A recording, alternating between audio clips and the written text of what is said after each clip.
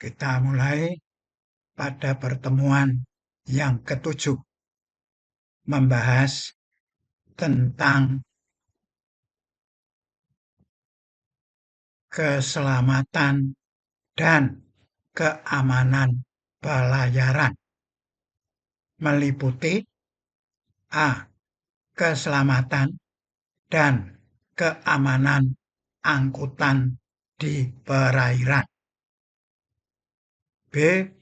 Keselamatan dan keamanan pelabuhan, C. Perlindungan lingkungan maritim.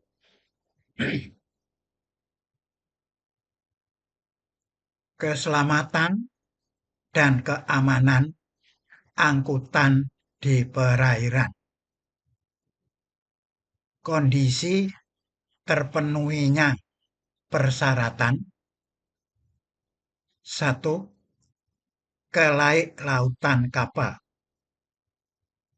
2. Kenavigasian.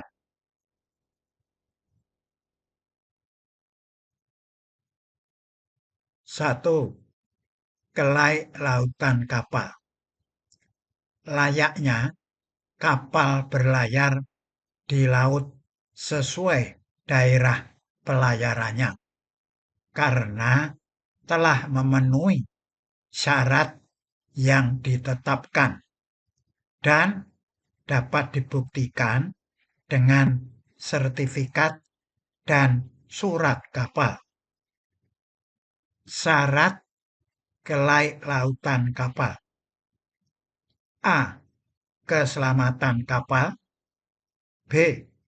Pencegahan pencemaran dari kapal. C. Pengawakan kapal. D. Garis muat kapal dan pemuatan.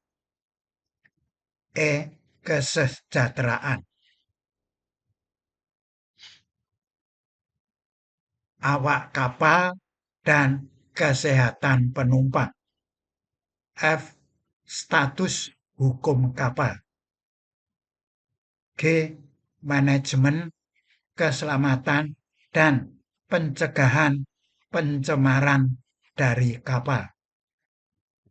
H. Manajemen keamanan kapal.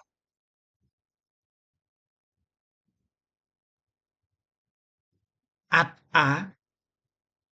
Keselamatan kapal.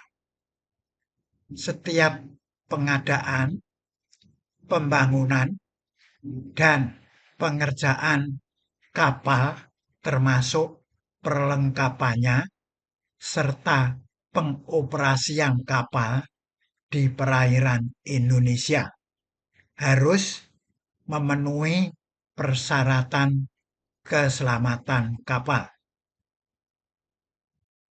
Sertifikat keselamatan kapal diberikan kepada semua jenis kapal ukuran GT7 atau 7 gross tonnase atau lebih, kecuali A. Kapal perang, B. Kapal negara, dan C. Kapal yang digunakan untuk keperluan olahraga.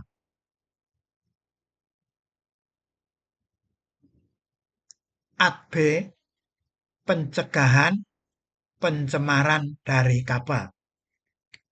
Setiap kapal yang beroperasi di perairan Indonesia harus memenuhi persyaratan pencegahan dan pengendalian pencemaran. Pencegahan dan pengendalian pencemaran ditentukan melalui pemeriksaan dan pengujian. Kapal yang dinyatakan memenuhi persyaratan pencegahan dan pengendalian pencemaran diberikan sertifikat oleh Menteri Perhubungan. ATC, pengawakan kapal.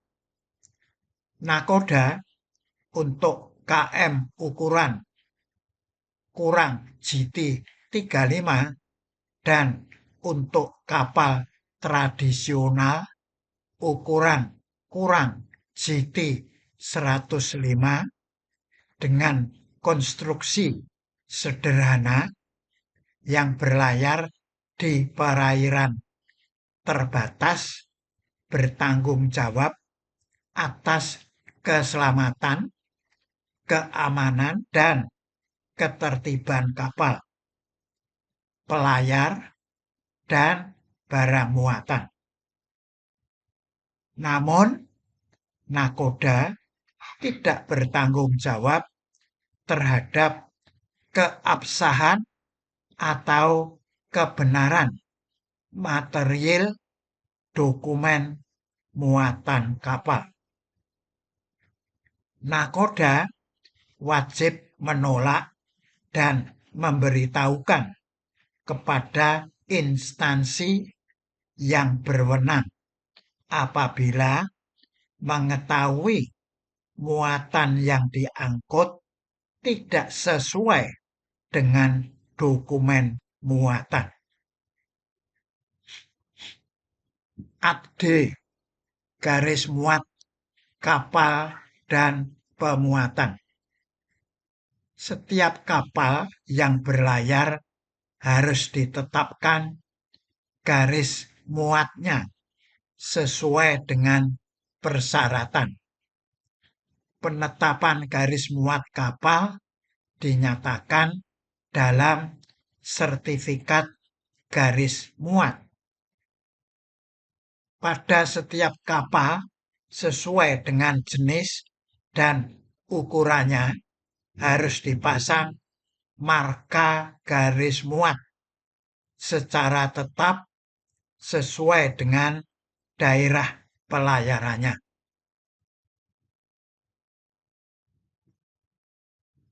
Garis muat atau plimsoll, yaitu KM nomor 3 tahun 2005 tentang lambung timbul kapal. Garis muat tidak boleh terbenam pada kapal saat bertolak selama dalam pelayaran. Pada waktu tiba di tujuan sesuai dengan garis muat yang telah ditentukan.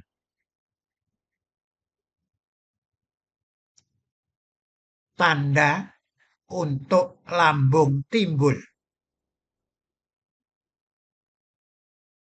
Garis muat.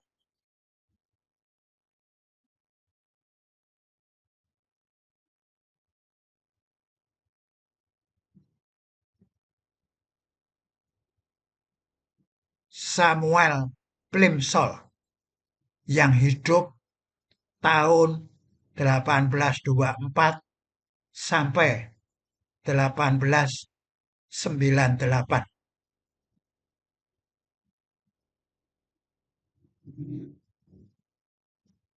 Samuel Plimsoll yang hidup 1824 sampai 1898. Anggota parlemen Inggris yang prihatin dengan hilangnya kapal dan awak kapal karena overloading muatan kapal. Pada tahun 1876, dia mengusulkan kepada parlemen untuk meluluskan kapal Unseaworthy Bill dengan cara menandai kapal dengan garis yang akan menghilang di bawah permukaan air apabila kapal kelebihan muatan atau overloading. Garis itu dikenal dengan tanda plimsoll. Sampai saat ini, plimsoll mark masih digunakan semua kapal di seluruh dunia. Pemuatan. A. Setiap kapal sesuai dengan jenis dan ukurannya harus dilengkapi dengan informasi stabilitas untuk memungkinkan nakoda menentukan semua keadaan pemuatan yang layak pada setiap kondisi kapal. B. Setiap peti kemas yang akan dipergunakan sebagai bagian dari alat angkut wajib memenuhi persyaratan kelaikan peti kemas. Prinsip-prinsip pemuatan. 1. Melindungi kapal. 2. Melindungi muatan. 3. Melindungi ABK dan buruh. 4. Pemanfaatan ruang muat secara maksimal atau full and down. 5. Pemuatan secara sistematis atau cepat dan teratur. E. Kesejahteraan anak kapal. F. Status hukum kapal. Status hukum kapal dapat ditentukan setelah melalui proses 1. Pengukuran kapal. 2. Pendaftaran kapal. 3. Penetapan kebangsaan kapal. Pengukuran kapal. Setiap kapal sebelum dioperasikan wajib dilakukan pengukuran oleh pejabat pemerintah yang diberi wewenang oleh Menteri Perhubungan. Metode pengukuran. A.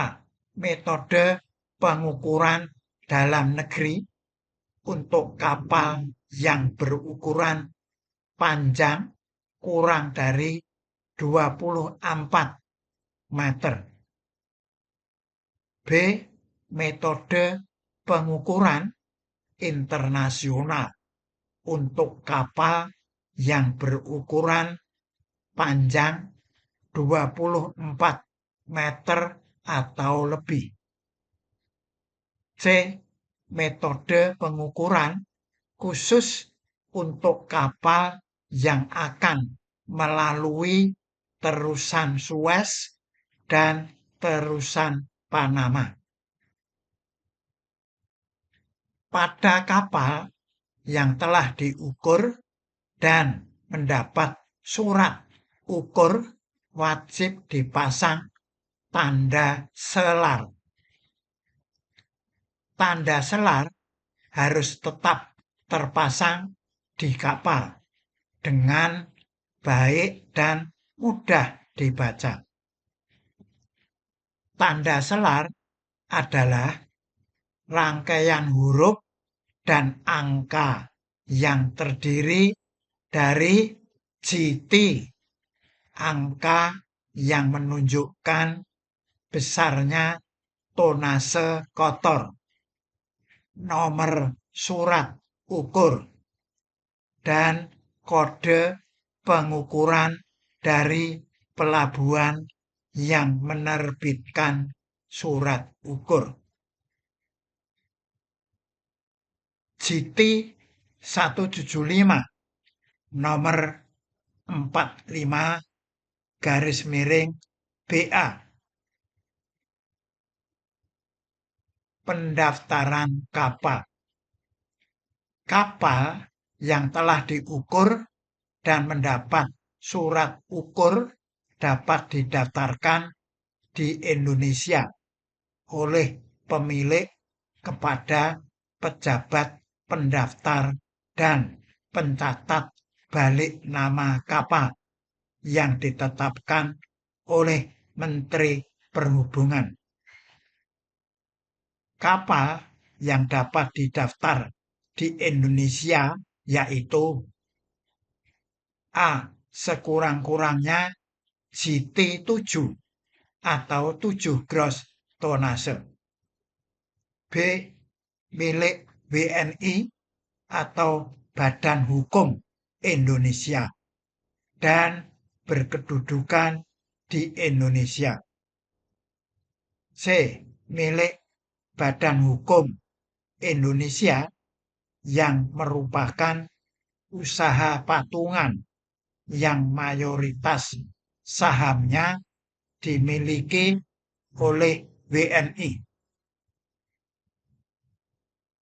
Kapal yang telah didaftar wajib dipasang tanda pendaftaran.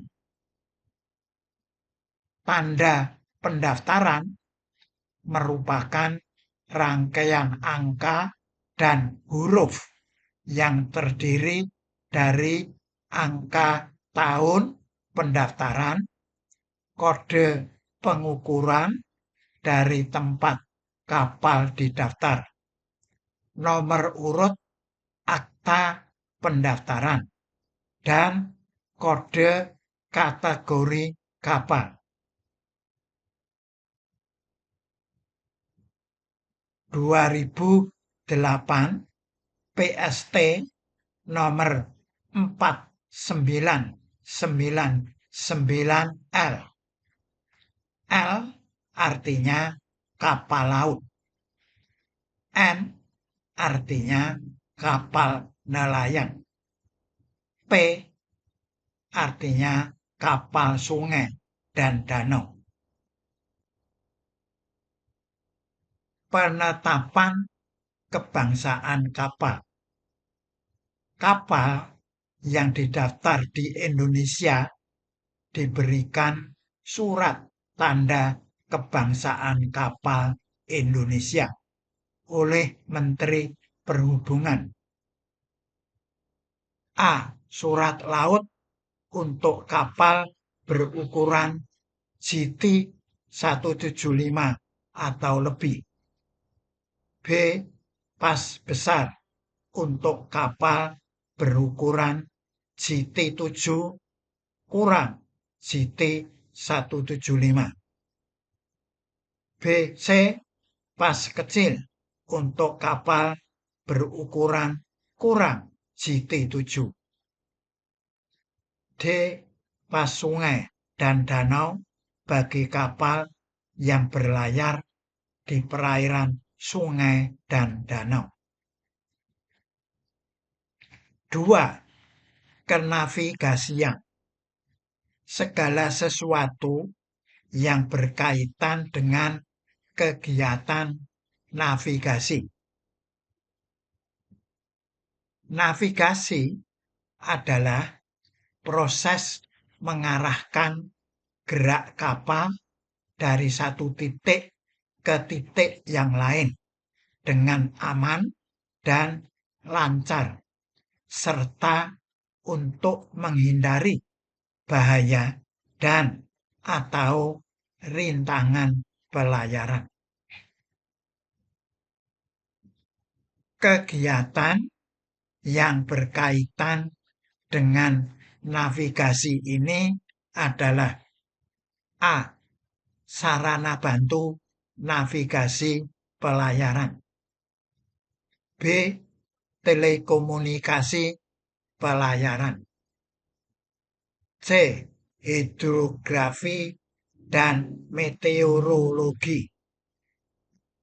D. Alur dan perlintasan. E. Pengerukan dan reklamasi. F. Pemanduan. G. Penanganan kerangka kapal. Dan H. Salvage dan pekerjaan bawah air.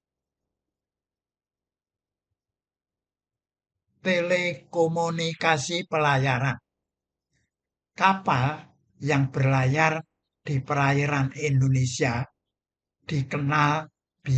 dikenai biaya pemanfaatan telekomunikasi pelayaran yang merupakan penerimaan negara bukan pajak atau PNBP. Biaya pemanfaatan telekomunikasi pelayaran dikenakan bagi seluruh kapal. Komunikasi marabahaya adalah komunikasi yang menunjukkan adanya stasiun atau unit bergerak atau orang lain dalam keadaan benar-benar bahaya dan membutuhkan pertolongan segera. Contohnya Mayday, Mayday, Mayday. Komunikasi segera adalah komunikasi yang berisikan informasi untuk meminta pertolongan terhadap orang yang sakit di atas kapal atau informasi untuk meminta pertolongan terhadap orang jatuh di laut, yaitu PAN.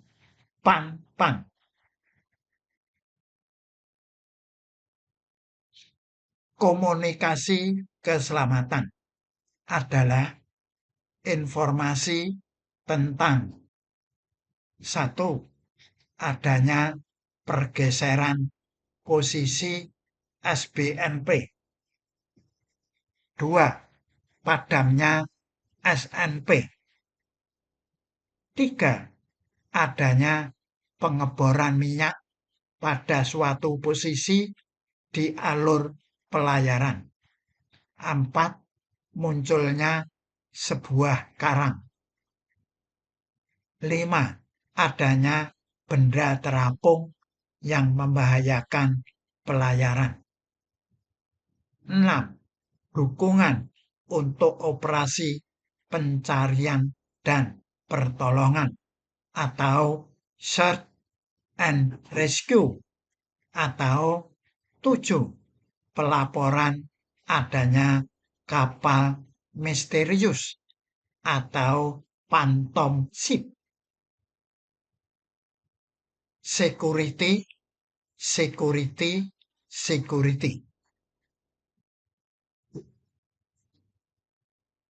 Pemanduan.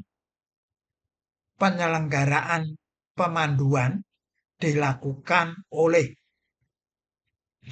otoritas pelabuhan atau OP atau unit penyelenggara pelabuhan atau UPP, dan dapat dilimpahkan kepada badan usaha pelabuhan yang memenuhi persyaratan. Pelimpahan pemanduan kepada badan usaha pelabuhan dilaksanakan pada pelabuhan yang diusahakan secara komersial atau terminal khusus.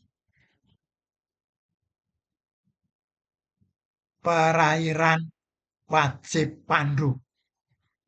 Suatu wilayah perairan yang karena kondisinya wajib dilakukan pemanduan bagi kapal berukuran GT 500 atau lebih.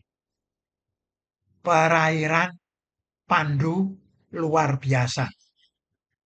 Suatu wilayah perairan yang karena kondisi perairannya tidak wajib dilakukan pemanduan.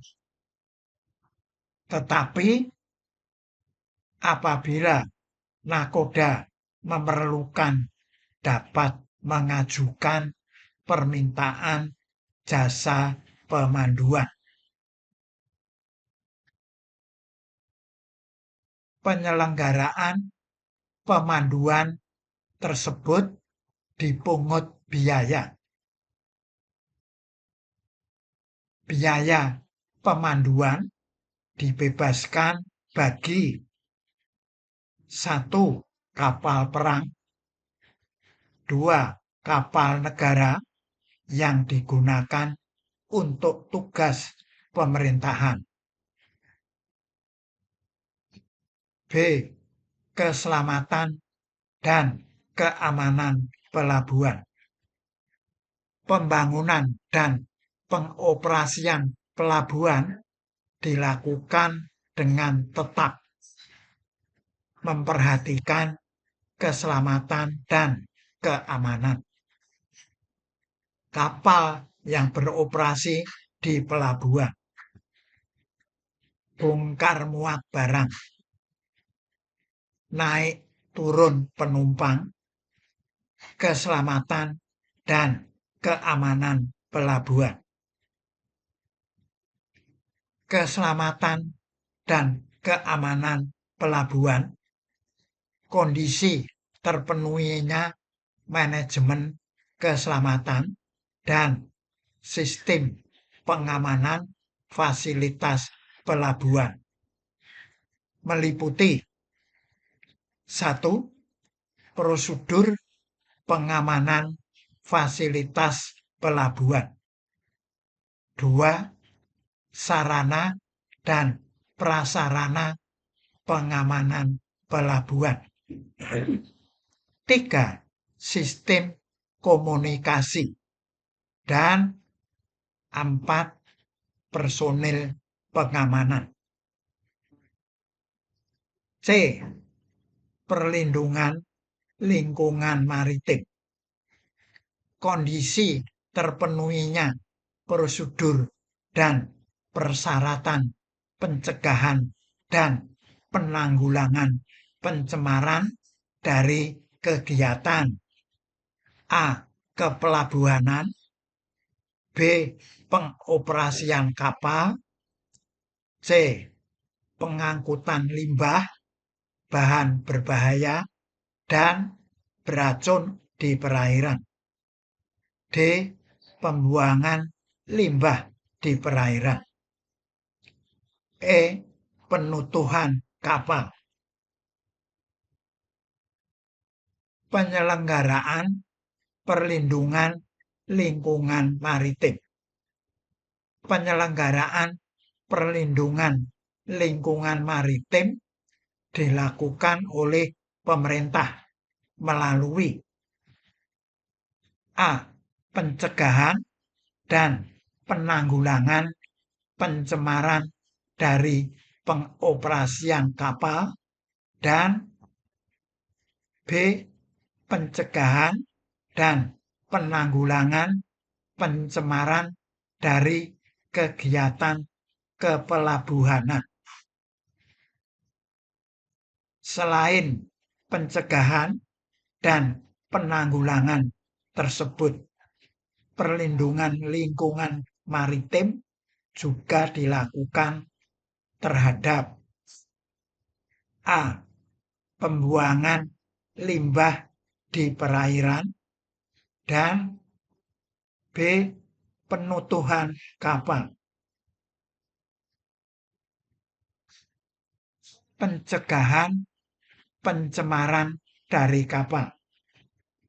Upaya yang dilakukan nakoda awak kapal sedini mungkin untuk menghindari atau mengurangi pencemaran tumpahan minyak, bahan cair beracun, muatan berbahaya dalam kemasan, limbah kotoran atau sewage,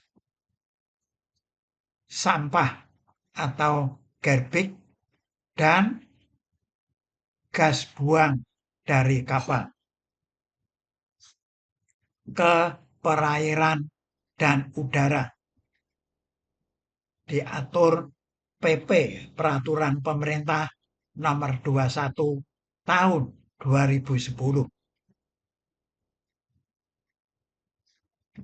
Penanggulangan pencemaran dari pengoperasian kapal. Segala tindakan yang dilakukan secara cepat, tepat, dan terpadu serta terkoordinasi untuk mengendalikan, mengurangi, membersihkan tumpahan minyak atau bahan cair beracun dari kapal ke perairan untuk meminimalisasi kerugian masyarakat dan kerusakan lingkungan laut. Nakoda bertanggung jawab menanggulangi pencemaran yang bersumber dari kapal. Otoritas Pelabuhan, UPP, BUP, pengelola terminal khusus wajib menanggulangi pencemaran yang bersumber dari kegiatannya. Pemilik operator kapal bertanggung jawab atas biaya yang diperlukan dalam penanggulangan kerugian yang timbul akibat pencemaran dari kapalnya.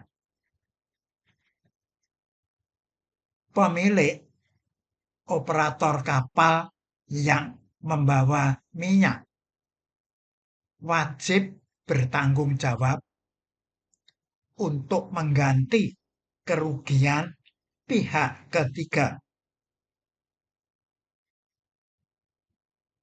yang disebabkan oleh pencemaran minyak yang berasal dari kapalnya. Sanksi bagi nakoda.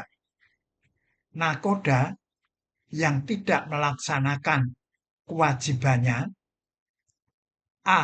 Tidak melaporkan terjadinya pencemaran ke Syah Bandar. B. Tidak melakukan penanggulangan pencemaran dari kapalnya. Dikenakan sanksi administratif berupa pembekuan sertifikat keahlian pelaut selama 1 tahun.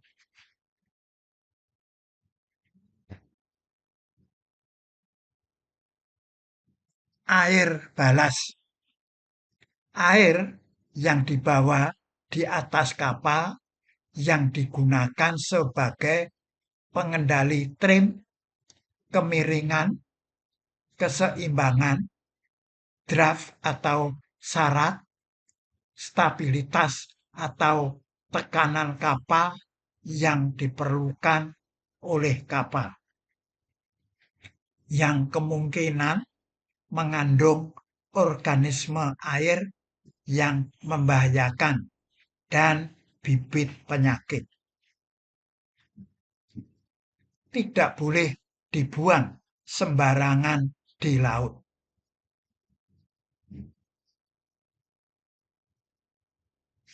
Baca Balas Water Management Convention 2004, Ditjen Perla 2010. Manajemen air balas.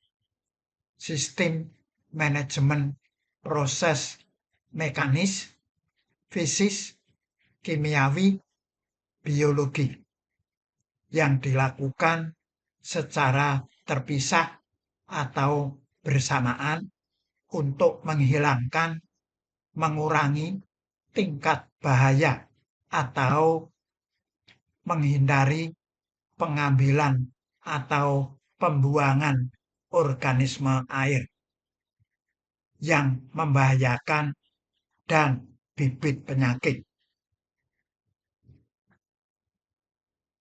PM nomor 29 tahun 2014 tentang pencegahan pencemaran lingkungan maritim. Manajemen. Terima kasih atas perhatiannya.